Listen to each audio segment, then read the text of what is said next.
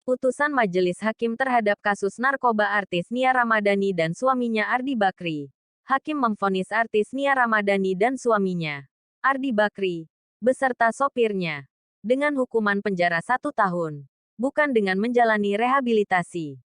Seperti yang dikutip dari Kompas.com berikut alasannya. Nia dan Ardi tidak tergolong pecandu atau korban penyalahgunaan narkoba. Alasan itu dibacakan oleh Ketua Majelis Hakim Muhammad Damis dalam sidang pembacaan vonis Nia Ramadhani di Pengadilan Negeri Jakarta Pusat, Selasa, tanggal 11 Januari tahun 2022.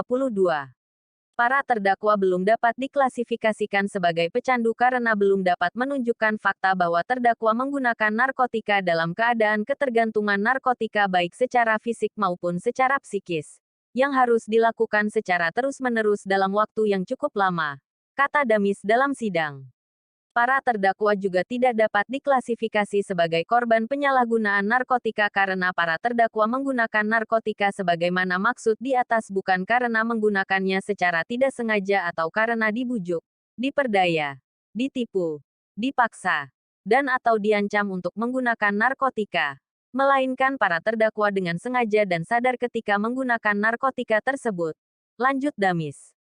Nia Ramadhani dan Ardi Bakri hingga divonis 1 tahun penjara. Ia mengatakan, hal itu terbukti saat para terdakwa membeli narkoba dalam keadaan sadar dan memakainya secara bersamaan.